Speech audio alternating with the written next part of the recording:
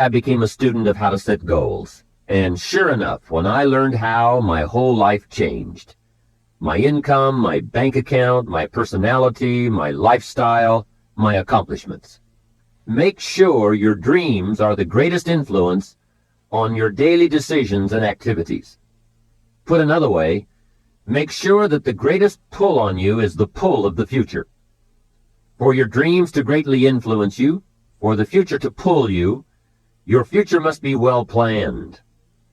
There are two ways to face the future. One is with apprehension, the other with anticipation. Guess how many people face the future with apprehension? Why? They don't have it well designed. And without really thinking about it, they have probably bought someone else's view of how to live. You will face the future with anticipation when you have planned a future you can get excited about. When you have designed your future results in advance. In this way, the future will capture your imagination. It will exert an enormous influence on you. And to design your future, you must have goals. Well-defined goals are like a magnet. They pull you in their direction, and the better you have defined them, the better you have described them, the harder you work on them, the stronger they pull. And they pull you through all kinds of difficulties, too. Without goals, it is easy to let life deteriorate to the point where you're just making a living.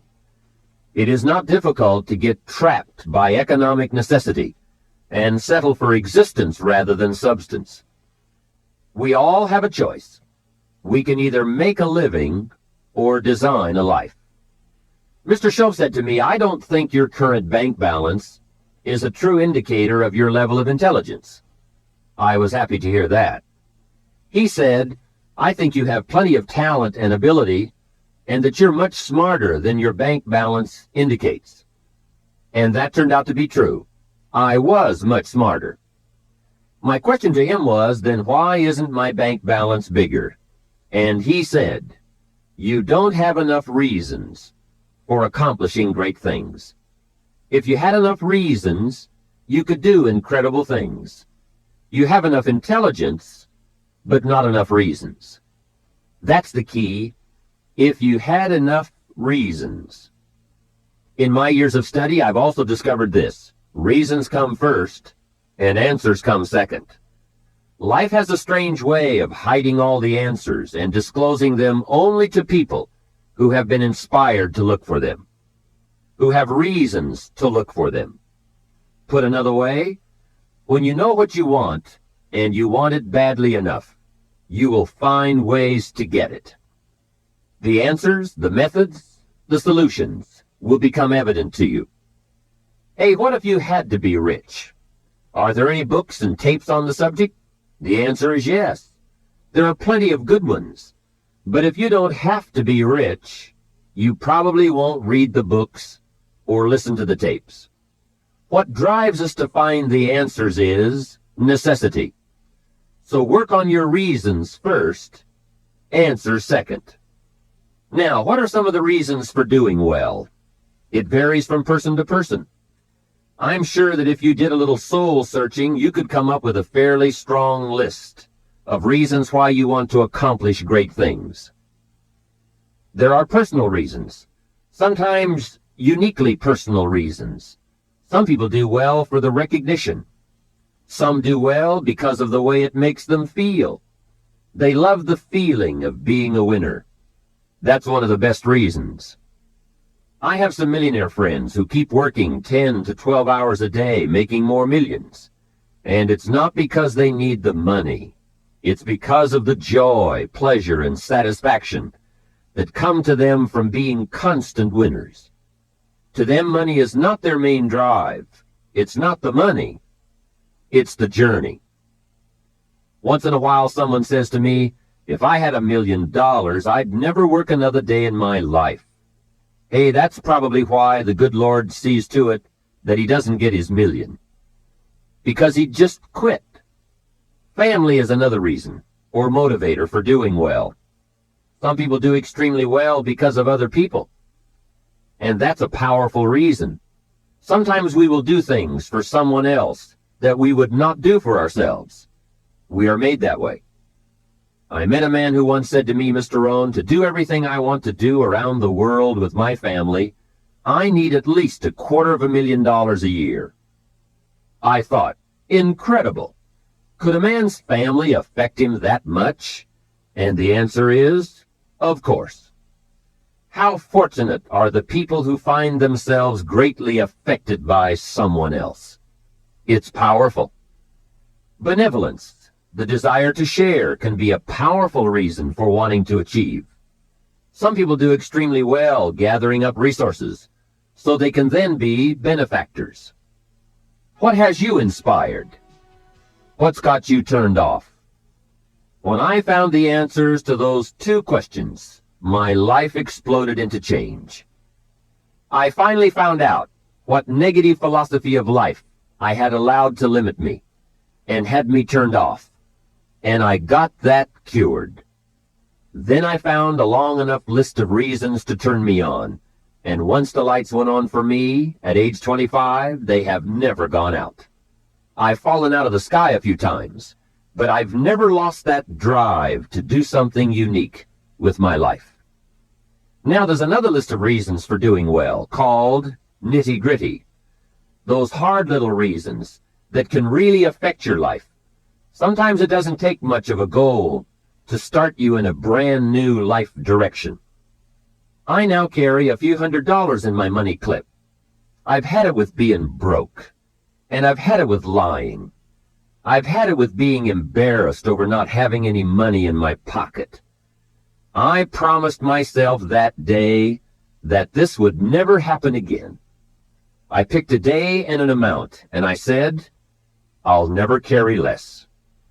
It was one of those reasons that still affects my life after all these years. So I now carry a few $100s in my money clip. I'm going to give you enough homework not only to keep you busy for the rest of your life, but also to help you create the kind of life you may have always dreamed about living, but never believed possible. So let's get on with it. The sooner you exert the discipline, the sooner you will be enjoying the results. Once the results start to come, believe me, you won't mind the hard work and discipline it's going to take. Now, get a sheet of paper, and at the top of it, write the words, long-range goals. I'm going to ask you some questions, and I want you to jot down the answers. If you don't have paper and pen handy, follow along with me now anyway, just listening. Then later, listen again when you can write down your ideas. After I've asked the questions, which is the first part of this exercise, you can stop the tape and work on your answers. All right, let's start this exercise. The basic question you are going to answer is, what do I want within the next 1 to 10 years? I want you to take about 12 to 15 minutes and make a list of at least 50 things you want within the next 1 to 10 years. These are long-range goals. To help you get started with your list, consider these questions. What do I want to do? What do I want to see? What do I want to be? What do I want to have? Where do I want to go? And what would I like to share? Now, with these thought starter questions in mind, answer the basic question. What do I want within the next 1 to 10 years? See how many things you can write down. At this point, I want you now just to abbreviate and write fast. Make the list as long as you possibly can. Try to write down at least 50 items, 50 things you want within the next 1 to 10 years. These are long-range goals. Spend about 12 to 15 minutes on this. After you've completed your list, you're ready for the next part of the exercise. Go through your list, and next to the things you think you can accomplish or acquire a year from now, write a number 1. Next to the things you think it will take 3 years to realize, write a 3. Next to the things it will take 5 years to accomplish, write a 5. And next to the things it will take 10 years to accomplish, write a 10. Go through this list now to the best of your ability and say, that looks like it will take me about a year, or 3 years, or 5 years, or 10 years. Some big goals might be out there 10 years from now. Once you complete this part of the exercise, you might come to the conclusion that you need a lot more 3-year goals and less 1-year goals, for example, or that you need more 10-year goals. You see, while you're working on one goal, you must have something else in the planning stages. The way you enjoy life best is to wrap up one goal and start right on the next one. Don't linger too long at the table of success. The only way to enjoy another meal is to get hungry. Another thing to check for on your list is that you have included goals for each of these 3 important categories. First, make sure you've listed your economic goals, your goals for income, profits, and productivity. Second, make certain your list includes material items you want, tangibles, such as a home, a car, a boat, furniture, or jewelry. Don't attach the wrong importance to things, but they are important. Third, you'll want to include on your list goals for personal development. Write down all your personal development goals. Your goals to be more physically fit, to lose weight, to be more decisive, to be a more effective leader, to be a better communicator, to learn another language. Of course, there are other types of goals to consider: family goals, social goals, lifestyle goals. This is pretty heavy homework, but remember, whether or not you do your homework shows up in the marketplace as well as in the classroom. After you have determined which of your goals are 1 year, 3 year, 5 year, and 10 year, and after you've made certain your list includes economic goals, things, and personal development goals, I want you to go back to this list again. Now pick out the 4 most important 1-year goals, the 4 most important 3-year goals, the 4 most important 5-year goals, and the 4 most important 10-year goals. Those 16 goals will give you plenty of work for now. Get out some more paper, and in a brief paragraph, describe each goal. How high, how long, how much, what size, what model, what color, for example. Also describe why it is important to you. This is a process where you either talk yourself into it or talk yourself out of it, which is good. When you're unclear as to why something is important, usually you put only half-hearted effort into it. What you want is a powerful motivator, but the reason why you want it is an even more powerful motivator. It has greater pull. You may find that some of your goals you thought at first glance were important are not important after all. Do some reflecting, refining, and revising. The point is, right now, try to have approximately 4 1-year, 3-year, 5-year, and 10-year goals that you truly believe in, that inspire you, that you've sold yourself on. When these goals and the reasons you want to obtain them are each clearly described in a brief paragraph, transfer this information to a journal or some type of notebook that you can carry with you easily and refer to often. It's essential to set aside some time every week to review all of your goals, to rearrange them, redo them, restructure them, to add goals, or to tear up the whole list and start over. Goal setting is not something you do just once. It's a continual process. Also, you must constantly check your progress toward your goals. You don't want to fall too far behind on, or worse, lose sight of, your important goals. Now, just as important as your long-range goals are your short-range goals. Your goals for tomorrow, next week, next month, 6 months from now. These are goals you can accomplish within the next year, the immediate future. We call these goals confidence builders. When you work hard, burn the midnight oil, and accomplish these little things, it builds your confidence to go for your long-range goals. Write down in your notebook or journal all the little things you would like to have or accomplish in the next year. How you set up this list is up to you. You might want to break it down by week or by month. Set it up in whatever way works well for you. Part of the fun of having a list is being able to check off something as obtained or completed. Every week, try to check off at least one thing on your list of short-term goals. And when you are able to check off something major, something on your list of long-range goals, celebrate. Make winning joyful. Congratulate yourself. It is very important to celebrate progress. We grow from two experiences. One is the joy of winning, and the other is the pain of losing. Here's what that also means. Make losing painful. Put it on yourself. If you set something up, fooled around, didn't pull it off, put it on yourself. And get around people who will help in this area. Hey, don't join an easy crowd. Go where the expectations are high, where the pressure to perform is high. It's how we grow. I'm certain that part of the reason why people let goal setting slide is because it is a lot of work.